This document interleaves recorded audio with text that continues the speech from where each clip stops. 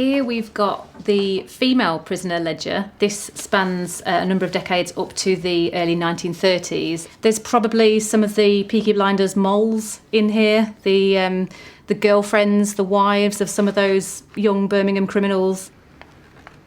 Just rich with details. The majority of offences on any given page are theft offences. There's the odd assault, there's prostitution, running brothels. And of course, the same as with the men, a lot of them will have stories of personal tragedy and poverty and alcoholic parents, no money, really just struggling to survive. So a lot of the theft offences could just be to survive, to get food, to get money for food. There is an awful lot of misery amongst these pages. There are some very young prisoners in these books. This lady here, Leah Jinks, she was, her occupation as a polisher, she was arrested for assault. So she looks like the kind of character who could have been associating with Peaky Blinder gangs. She looks tough as nails. And she's only 18 years of age. Here we have Alice Jackson, who was arrested for attempted murder in 1911, and she was sentenced to 2 years imprisonment, so there must have been some kind of extenuating circumstances.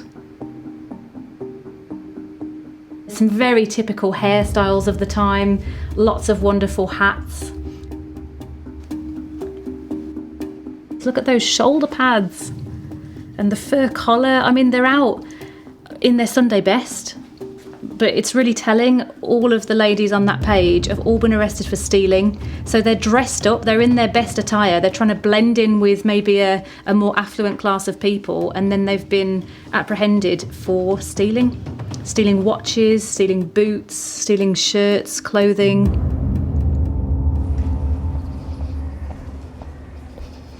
Historian Kate Lister has been uncovering how some of the women Peakies were just as involved as the men. In the summer of 1874, a riot broke out in Digbeth, Birmingham.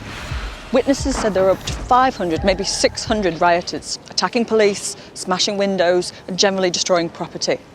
And it wasn't just men who were doing the rioting. 15-year-old Julia Giblin was among the arrested rioters. She'd been seen by witnesses carrying stones in her apron to throw at the police. And Julia was not an isolated incident.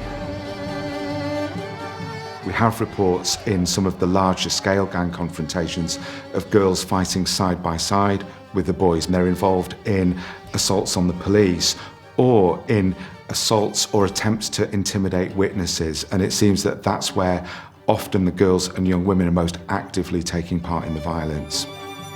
Women like Julia Giblin upset Victorian sensibilities no end. They were not the angel in the house. They were not demure, submissive or quiet. They were loud, aggressive and violent. But in Victorian Birmingham, in the streets, you had to be loud if you were going to be heard at all.